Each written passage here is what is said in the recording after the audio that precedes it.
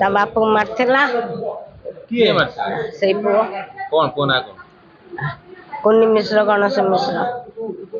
ଏଇଠି କେତେ ଦିନ ରହିଛ? 8 ଦିନ ହେଲାଣି ଆଜି। ତମେ ଡିସଚାର୍ଜ ହେଇସାରିଛ, ଘରକୁ କଣ ପାଇଁ ଯାଉନ? ଏଇ ମାରିବ ଧରିବ ଫେରବୁଟାକୁ। କଣ ପାଇଁ ମାରୁଛି, କଣ ପାଇଁ? ଏ ପି ପାଇ ଦେଇକି। କେତେ ପୁଅ ତୁମର? 5 ପୁଅ। 5 ପୁଅ। ମାରୁଛି ଜଣେ, ଆଉ କେ ଘରୁ ନଉନାହାନ୍ତି? ଘରୁ କେହି ୟା ନଉନାହାନ୍ତି? ପୂର୍ବରୁ ମାଉସୀ କୋଉଠି ଥିଲ? ସେଇ ଘରେ ଥିଲୁ ଯେ ତାକୁ ମତେ ମାରିଥିଲା ତ ଭିତରେ ଦେଇ ଦେଇଥିଲୁ। ଭିତରେ ସେ ପଠାଣ କାଢି ଆଣିଲା।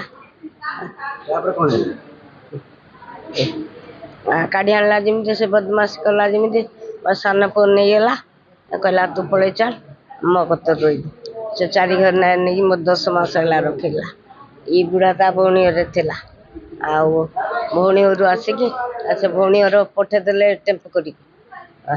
ଏଇ 15 ଦିନ ଖଣ୍ଡେ ହେଲା ପଠେଇଦେଲେ।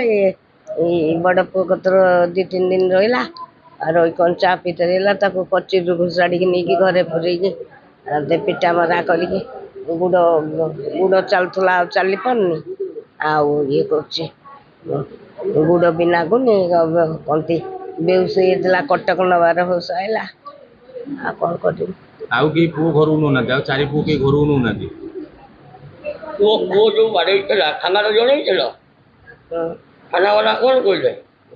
ଏଫଆଇଆର ଦେଇଥିଲେ ପା। ସେ ଯାଇଥିଲେ ନେଇକି ଫୋନ କହନ୍ତି ଏଫଆଇଆର କଣ କହିଲେ ମୁଁ ଜାଣିନା, ମୁଁ ଯାଇନି। ଆଉ ଏଇଭଳିଆ କେତେ ଦିନ ମେଡିକାଲରେ ରହିବ? ସେଇପା କଣ କରିବା? ହୁଁ? ମେଡିକାଲ ବାଲା କହିଲେଣି ପା ଖାଲି କର, ନହେଲେ ପୁଲିସ ଡାକିକି ତମକୁ କହନ୍ତି। ତୁମେ ତମ ଘରକୁ ଗଲେ ପୁଅ କଣ ବାଡଉଛ ଏବେ ବି? ଏଇ କେଇ ଦିନ ହେଲା ଏବେ ବାଡେଇକି କଟକ। ଯଦି ମଝିଆ ପୁଅ ବାଡଉଛି, ଅନ୍ୟ ପୁଅ ମାନେ କଣ କରୁଛନ୍ତି? ଅନ୍ୟ ପୁଅ ମାନେ ସେ ତ ଘୋଷାଡି କଚେରୀରୁ ନେଇଗଲା, ଘରେ ପୁରେଇକି ଅନ୍ଧାରରେ ବାଡେଇଲା। ଆଉ ଅନ୍ଧାରରେ ବାଡେଇଲା, ଆଉ କଣ କରିବ? ମେଡିକାଲରୁ ଯଦି ବାହାର କରୁଛନ୍ତି, ଏବେ କୋଉଠିକି ଯିବ? କୋଉଠିକି ଯିବି? ସେ ଘରକୁ ଯିବା ନେଇ କହୁଛି ନା, କହୁଛି ସେ ଘରକୁ ତାକୁ ଭିତରେ ନହେଲେ କରିଦବା ଫେରେ। ଆଉ ସେ ମେଡିକାଲ ବାଲା ତମକୁ ମନା କଲେ ଏବେ ଯିବା ପାଇଁ, ଏବେ ଗଲେ କୋଉଠି ରହିବ? ଘରେ ତ ମନା କଲେ, କୋଉଠି ରହିବ? କୋଉଠି ରାସ୍ତା କଡରେ ରହିମୁ, ଆଉ କଣ କରିବୁ? ରାସ୍ତା କଡେ ରହିବ? ଆଉ କଣ କରିବୁ? ଆଉ ସେ ଘରକୁ ଯାଇପାରିବନି? କେମିତି ଯିମୁ? ଫେର ମାରିବ ତ, ଫେର ମାରିବନି ପିକାଇକି ଆସିବ।